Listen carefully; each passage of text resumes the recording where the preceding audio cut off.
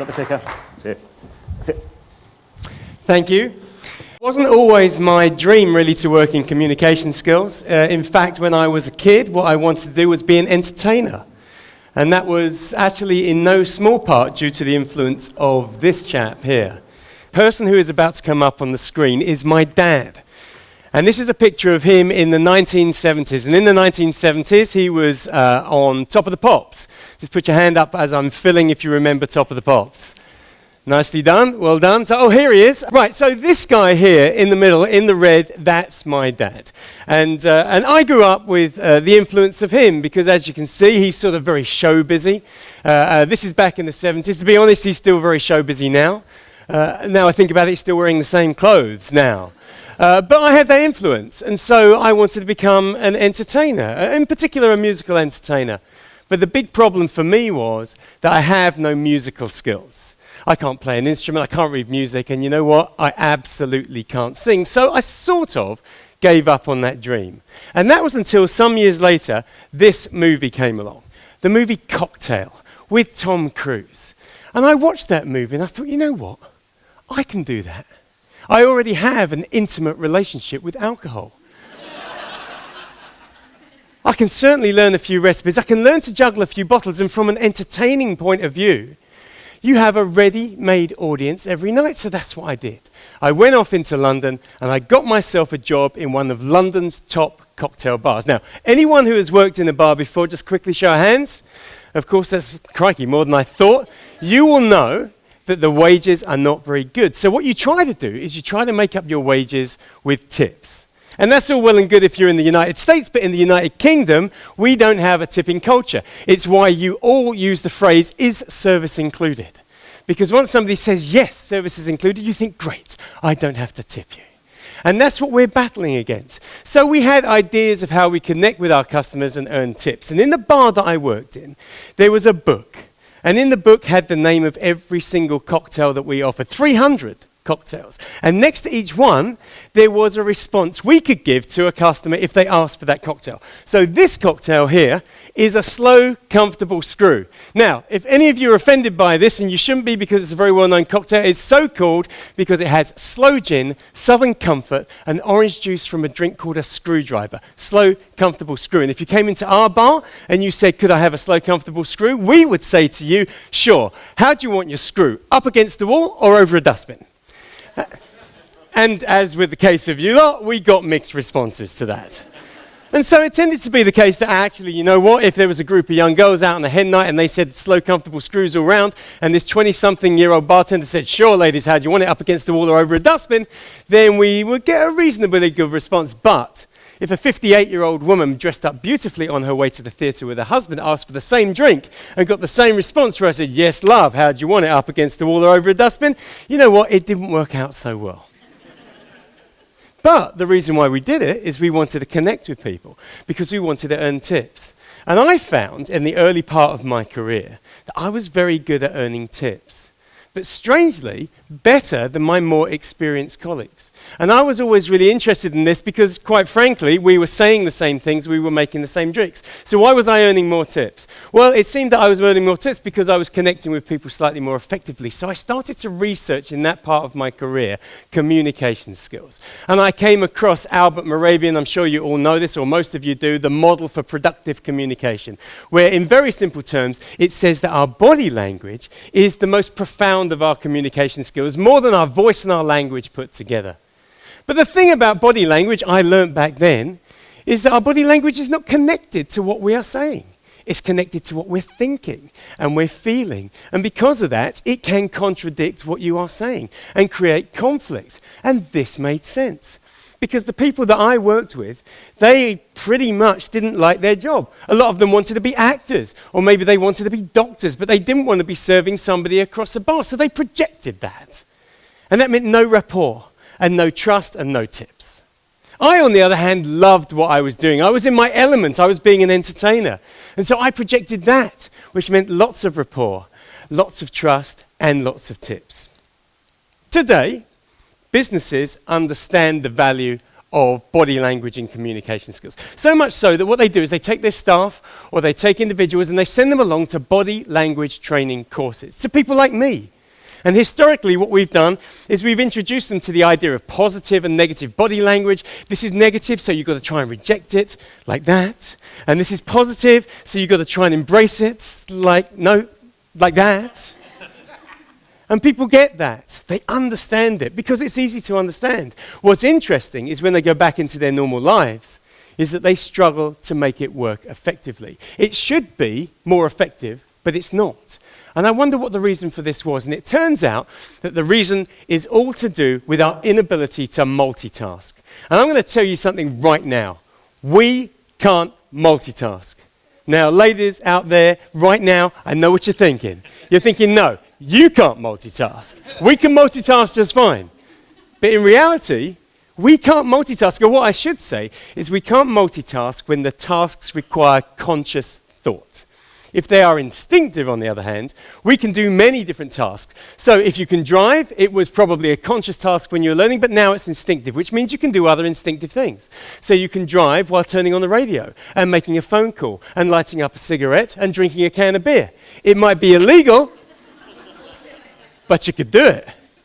Now, on the other hand, if you are faced with two conscious tasks that require thought, for example, stroking your tummy and tapping your head and then switching your hands, we often struggle with that because we reach something called cognitive load. We reach the limit of what we can do at the same time and something has to give.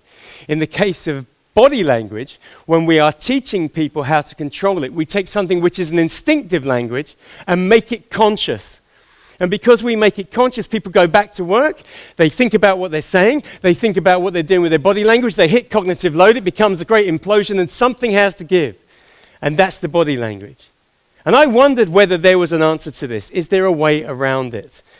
And it turned out that the answer lay with my 8-year-old daughter. She's not 8 years old now, but she was 8 years old back then. And she used to go to Brownies. And somebody came to Brownies and taught her the sign language alphabet. She came home and taught me the sign language alphabet. And I was so inspired by this, I joined a class. And eventually, after 3 or 4 years, I qualified at level 3 in BSL. That's British Sign Language, which allowed me to do two things. One was to interpret, and one was to teach. And it was while I was teaching that I noticed an amazing phenomena. And that was people learning sign language, regardless of how well they got on with sign language, became stronger, better, more effective communicators in their life outside of it, in their normal life. And this had everything to do with the grammatical structure of sign language and the way it is both taught and learnt. So, with the help of my friend over here, we're going to try and get around this. But what I'm going to do is I'm going to give you a brief sign language demonstration. What you're going to have to do is you're going to have to watch very carefully what I do, because I'm going to ask you to copy what I do, so watch carefully. But I can't obviously speak and sign at the same time, because if I do that, I'm going to have the same cognitive load problems as before. So I'm going to pass over to myself on the screen in just a second, and I'm going to interpret here on the dot. So, let's go. I've never done this before. Let's have a little go.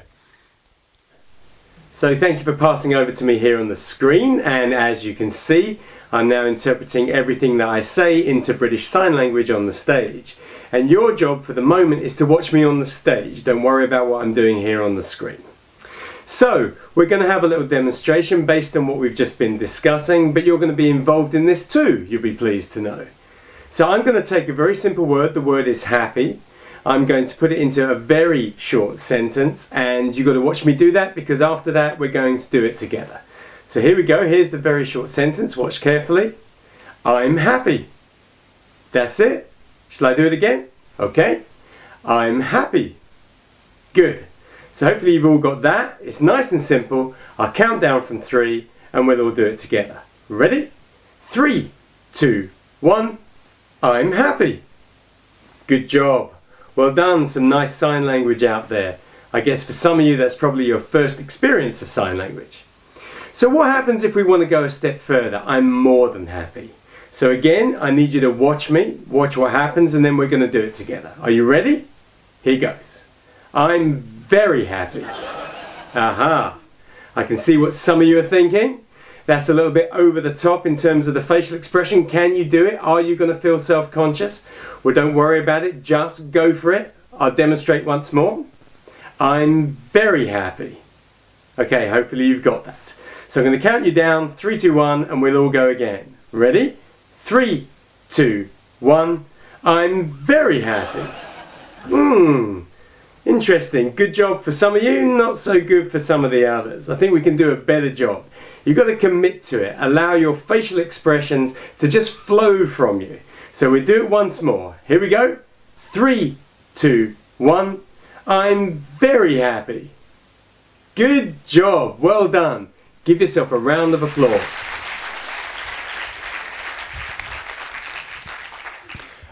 Okay, so you can see the difference between I'm happy and I'm very happy was not what I was doing with my hands, but what I was doing with my body language and my facial expression. That is because the sign language alphabet, or the sign language vocabulary, I should say, is much smaller than that of the English one. And so it is made up with body language and facial expressions, which are an integral part of the grammar of sign language. And it affects the way we learn it. So when we learn it as one integrated language. It's not like when we speak in English, and when we speak in English, we talk and we think about that, but our body language does its own thing.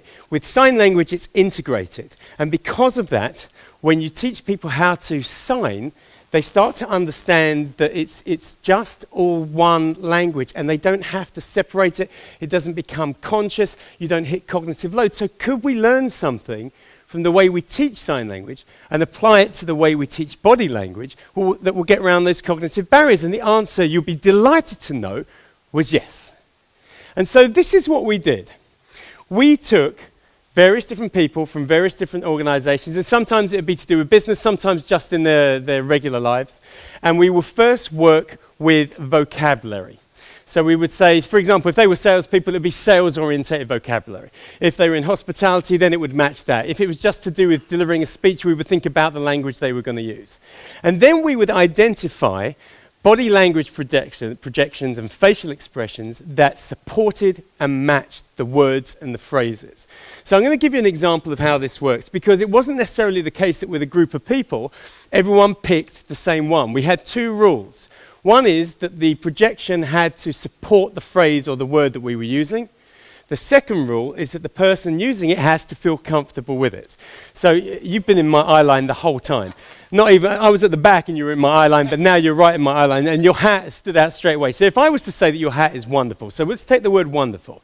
You have a wonderful hat. Now I can actually do this with my hands and say, you know what, your hat is wonderful. And that gives a further expression. It sort of supports the idea of it being wonderful. But I can go further. I can say, you know what, your hat is wonderful. And that just gives it a little bit more. But I could actually go further and I could say, you know what, your hat is wonderful. I could go, you know what, your hat is absolutely wonderful. The fact of the matter, oh, okay, this is a little bit too big. It's okay down here, but in a conversation with 2 people, that would seem a little bit weird. But the fact of the matter is that the expressions suit what you're saying and they give further impact. And actually, being on the receiving end, it makes you feel better about what somebody's saying. It's consistent. There's no conflict. Actually, just as a thought, we're going into a break after my talk. What I'd like you all to do is take the word wonderful, pick one of the expressions that I use, whether it's this or this or this, and when you meet each other and you say to each other, what did you think of Paul Martin's talk? I want you to say, it was wonderful. All wonderful. But have a go and see how it feels, because it feels good and it feels more impactful. So getting back to the idea, so we identify the different signs, the different body language expressions that go with the vocabulary. And then we put people through a range of exercises. And it's probably over a period of a day to 2 days. But the process of those exercises, and they may be debates, they may be conversation, they may be presentations, but an anchoring process occurs over those 2 days, where it starts to feel, in the first instance, slightly counterintuitive. But by the end of that period, it just starts to occur. The anchoring, as with sign language, of those expressions to the words that you are using. And then it becomes instinctive. It becomes an instinctive part of the same language you already know, unlike the traditional methods that we've always used, which is to separate body language out and make it a conscious second language. And what happens after people have had this anchoring experience is that we send them back to their lives and we send them back to their jobs and we say, this is what you've got to do. Don't think about it anymore. Don't concentrate on it like you would have to if you come to a body language training course. We'd say, remember the positive, remember the negative, make sure you remember everything we taught you. None of that goes on. We say, forget about it. Actually, just go back and do what you've always done. And that's what people have done. And I'm going to share with you 2 examples, anecdotal examples of results that we've had. We ran this course with an international hotel chain. And in the aftermath of this course, what happened was they got customer satisfaction survey feedback ratings that were the highest they had achieved in their history. In their history. And their history goes back a long way. And we worked with a media company, and we worked with their sales team. And in the aftermath of their course, they saw an increase in their strike rate. This is the number of sales as a percentage compared to the amount of people they approach, of nearly 14%. 14%! Sounds like such a small number. Maybe my body language is wrong. 14%! And that's huge. And what's so huge about it and what's so impressive about it is that people had to do just 2 things. Go back and do what they've always done and forget about what happened over the last 2 days.